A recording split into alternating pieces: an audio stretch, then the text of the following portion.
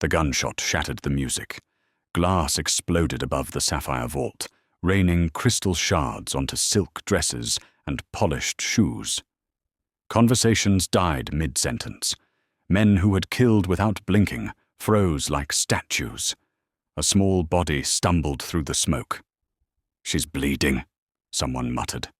The girl ran straight into the center of the room, her shoes soaked, her breath tearing out of her chest in broken sobs. She couldn't have been more than 10. Her dress was torn at the shoulder. Blood streaked her arm. "My mummy!" she cried, voice cracking. "They're hurting my mummy!" No one moved. Then she grabbed him. Her fingers clutched the sleeve of the man seated at the head of the table, the one no one ever touched. The room inhaled sharply. Kang Jae-min slowly lowered his glass. He was known as the Viper of Gangnam. Cold, methodical, untouchable. The kind of man whose name ended arguments and erased enemies. Tattoos crept from his collar to his jaw like dark warnings. His eyes were flat, unreadable. And now a trembling child was clinging to him. "They said they'd kill her," the girl sobbed, pressing her face against his arm. "Please, please help me." Jae-min didn't speak. One of the lieutenants stood. "Get the kid out of here." The girl screamed and tightened her grip. "No, please! He's the only one who can help." Silence thickened. Jae-min felt it then, a sharp, unwelcome ache under his ribs. A memory he had buried clawed upward. Small hands. A voice calling his name. Blood on concrete. He looked down at her. "What's your name?" he asked quietly. The girl looked up, eyes swollen with fear. "Lena." His jaw tightened. "And your mother?" "Evelyn Hart," she said quickly. "They took her from our apartment. They're beating her. They want something from her." That name rippled through the room. Several men exchanged looks. Jae-min leaned back slowly, eyes darkening. Evelyn Hart. American. Logistics. Strategist. The woman who'd quietly disrupted 3 shipping routes, controlled by rival syndicates. A door slammed somewhere below. Another gunshot echoed. Lena flinched. Jae-min stood. Every man in the room straightened instinctively. "Clear the club," he said calmly. "Now." Someone hesitated. "Boss?" I said now.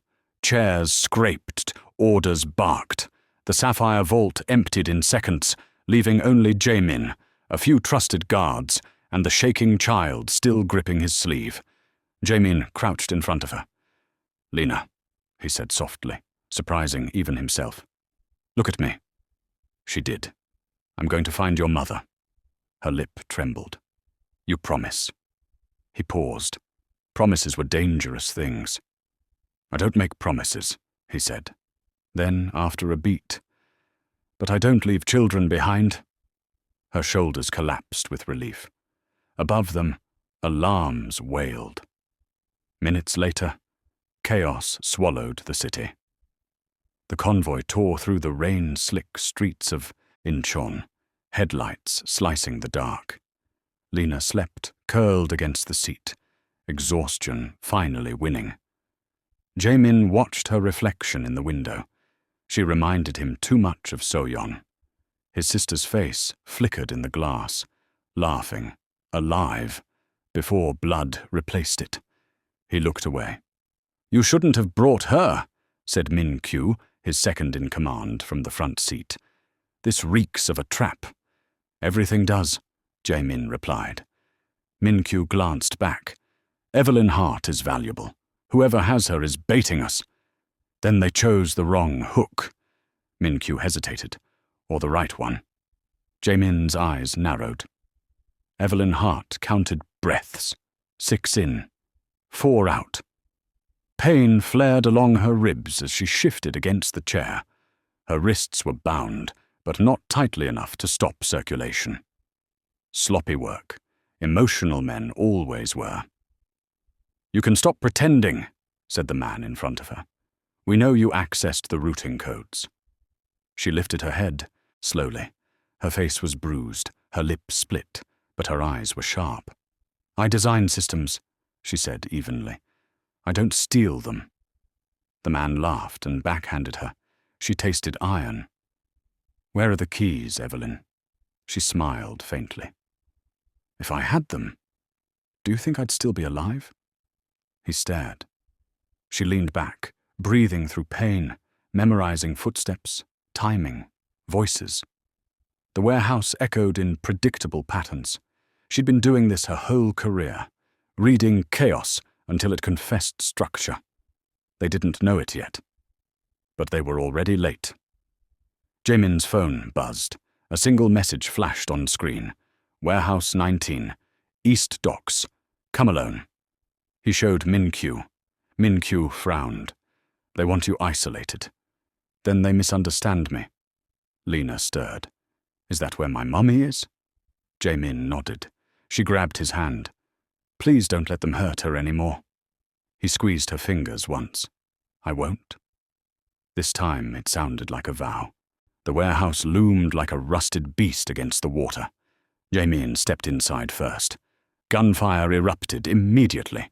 He moved without thought, precision born of grief and years of blood. One shot. Two. Bodies fell.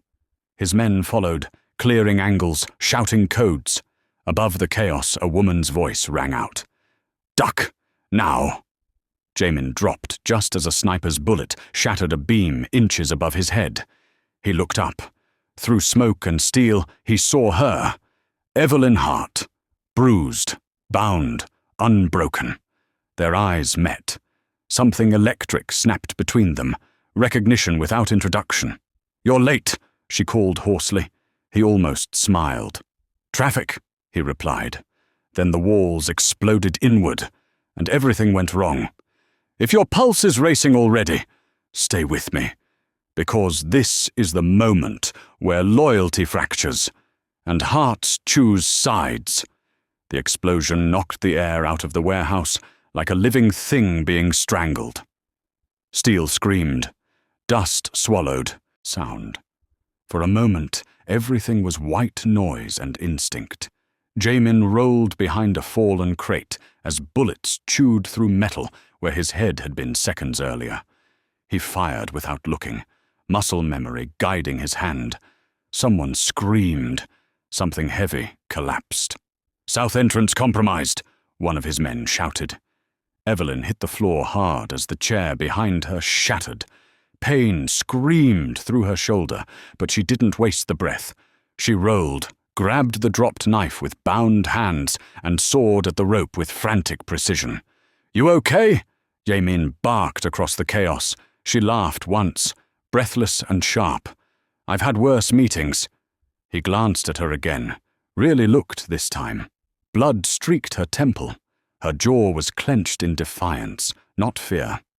Most people begged when guns came out. She calculated. That made her dangerous. That made her familiar. "Untie her," Jae-min ordered. A guard rushed toward Evelyn and dropped, mid-stride, a bullet snapping through his skull. Silence rippled, followed by a slow clap echoing from the catwalk above.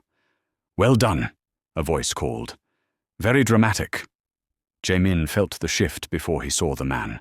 Min-kyu stepped into the light, gun raised, calm, almost regretful. "You," Jae-min said quietly. Min-kyu tilted his head. "You should have stayed in the club." Lena's face flashed in Jae-min's mind, her small hands, her trust. "You set this up," Jae-min said. Min-kyu shrugged. "You grew careless, soft." Jae-min laughed once, low and cold. "You mistake restraint for weakness." Min-kyu's smile thinned. "You mistake mercy for survival." He gestured, and armed men poured in from every level. Too many, planned, precise.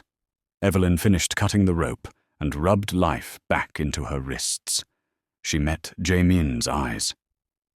"You're outnumbered," she said.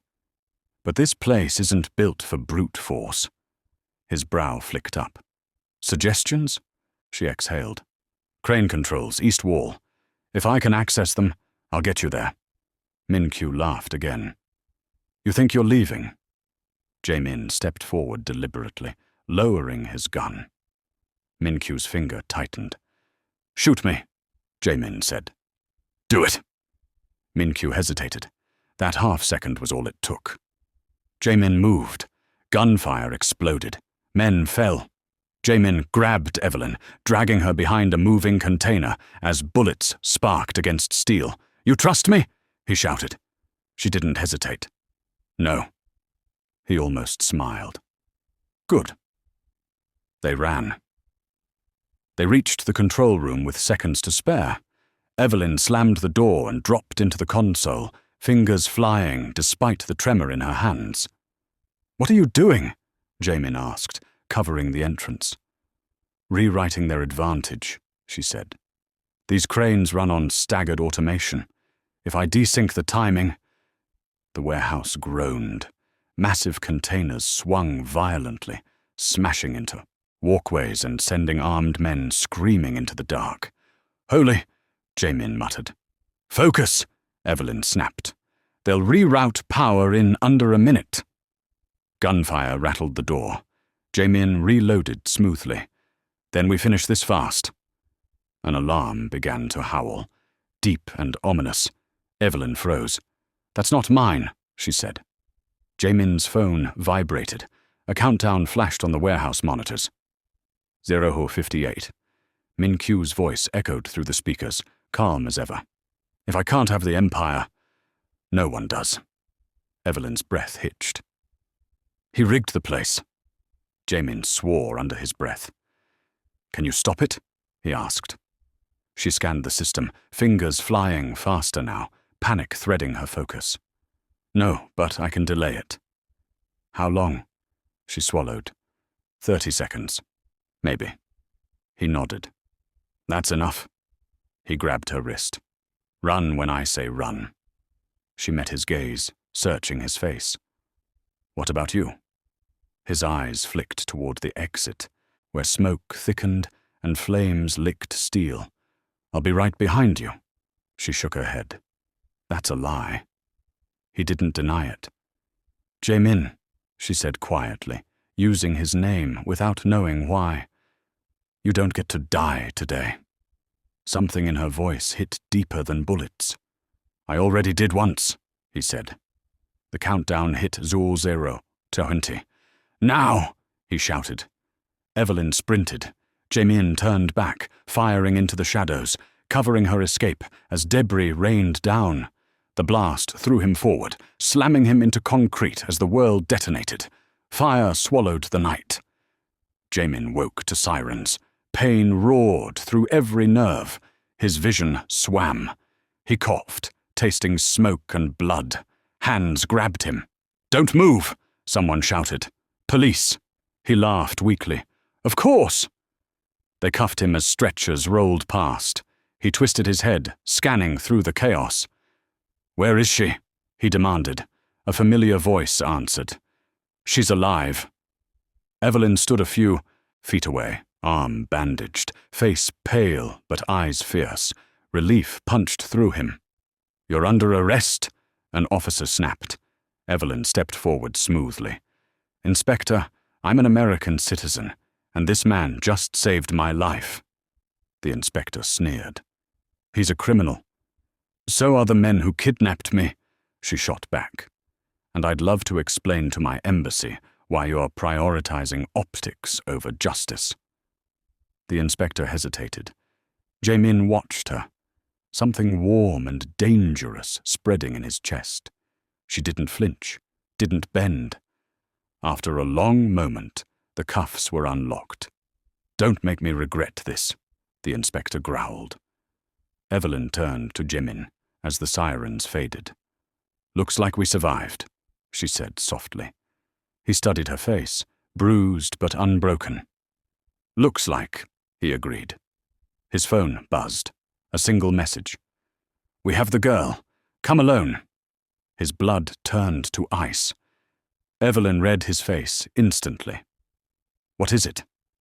He looked up at her. They took Lena. Her hand tightened into a fist. Then we get her back. He nodded. Together. And that's when Jae-min realized the most dangerous thing he'd done wasn't starting a war. It was letting someone back into his heart. The city was still dark when Jae-min started the engine. Dawn hovered like a threat rather than a promise. Neon lights reflected off wet asphalt as Seoul breathed quietly, unaware that another war was about to unfold beneath its calm surface. Evelyn sat in the passenger seat, fingers laced tightly in her lap. She hadn't asked where they were going. She already knew.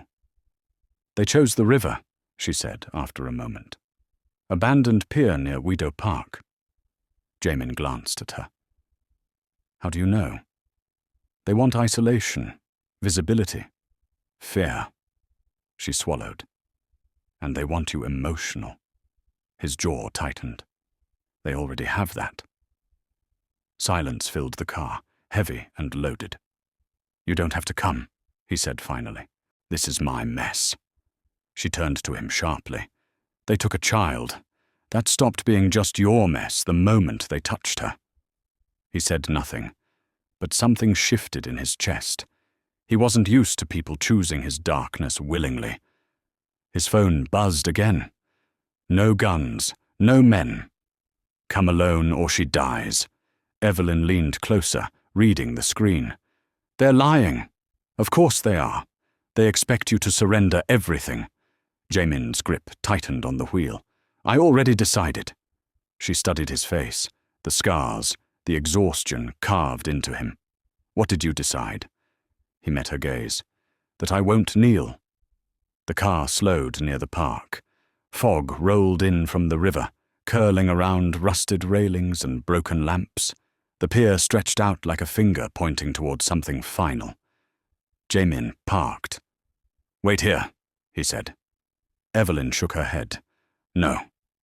This isn't a negotiation," he snapped. "It's a trap." She leaned closer, voice low and steady. "So is fear. And you're walking straight into it alone." He hesitated, then nodded once. "Stay behind me." They stepped into the fog together. Min-kyu emerged from the mist like a ghost. He held Lena by the arm. The girl's face was streaked with tears, but she didn't scream. She stared straight at Jae-min, eyes wide. "Uncle Jae," she whispered. Something inside him broke. "Let her go," he said calmly. Min-kyu smiled. "You look tired. You look desperate." Min-kyu's eyes flicked to Evelyn. "So this is her." Evelyn felt the weight of his gaze like oil on her skin. "You brought an audience," Min-kyu continued. "That's disappointing." "You said alone," Jae-min replied. "She stays," Min-kyu laughed, still giving orders. He shoved Lena forward slightly. She stumbled but didn't fall. "One word," Min-kyu said softly, "and she goes into the river." Jae-min froze. Evelyn's heart slammed against her ribs. She stepped forward slowly, hands raised. "Min-kyu," she said evenly, "you don't want this to end in blood." He tilted his head. "You're very brave." "No," she replied. "I'm very prepared." She glanced subtly toward the river. Right on cue, a ferry horn blasted through the fog, deep, sudden, disorienting. Min-kyu flinched. Evelyn moved. She kicked a loose chain at her feet. It whipped upward, striking a hanging flood lamp. The lamp swung violently, smashing into Min-kyu's shoulder. Gunfire erupted. Jae-min lunged, grabbing Lena and pulling her behind him as bullets tore through the fog. He fired back with lethal precision, every movement sharp and controlled. "Run!" he shouted. Evelyn grabbed Lena's hand and sprinted. Men poured out from behind containers, shouting, firing blindly. Jae-min moved like a storm. 1 down, 2, 3. Min-kyu staggered upright, blood seeping through his coat. He raised his gun with shaking hands. "You could have ruled forever," he spat. Jae-min stepped closer, gun trained steadily. "I never wanted forever," he said quietly.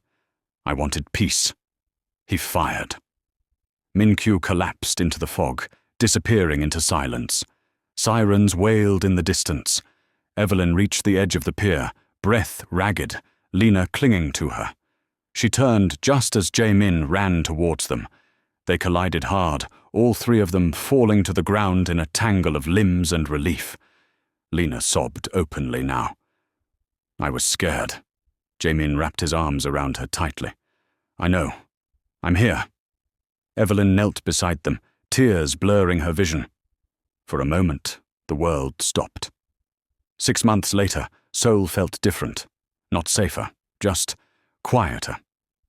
Jae-min stood on the balcony of his penthouse, watching the city pulse beneath him. His empire still existed, but it had changed. No trafficking, no collateral damage, less blood, more rules. He felt Evelyn before he heard her. You're thinking too loud, she said, stepping beside him. He smiled faintly. You stayed. I said I would. Lena burst onto the balcony, bracelets jangling on her wrist. Look! She held up 3 matching bands, clumsily woven. For family, she declared. Jae-min swallowed hard. Evelyn crouched, smiling. They're perfect. Later, as the city lights flickered on, Evelyn leaned against the railing. What happens now? She asked. Jae-min exhaled slowly. Now I protect what matters. She studied him. And if that costs you everything? He met her gaze. Then it's worth it. She smiled softly. And for the first time in years, the dragon of Gangnam felt something unfamiliar rise in his chest. Hope. If this story has pulled you in so far, don't look away yet. Because the most dangerous battles aren't fought with guns. They're fought with the choice to care. The night after the pier was quiet in a way that felt earned, not empty. Rain tapped softly against the windows of the safe house as Lena slept, curled on the couch, her small chest rising and falling in steady rhythm. Jae-min sat on the floor nearby, back against the wall, eyes open. He hadn't slept. He wasn't sure he ever would the same way again. Evelyn stood in the doorway watching him. The sharpness she'd carried for months had dulled into something gentler, heavier. She crossed the room and sat beside him without a word. She hasn't let go of those bracelets since, Evelyn whispered. Jae-min nodded. She made them mean something. They sat in silence until he finally spoke. I thought power meant control, that if I held everything tight enough, nothing could be taken from me. Evelyn looked at him. And now? He glanced at Lena. Now I know that's exactly why everything was.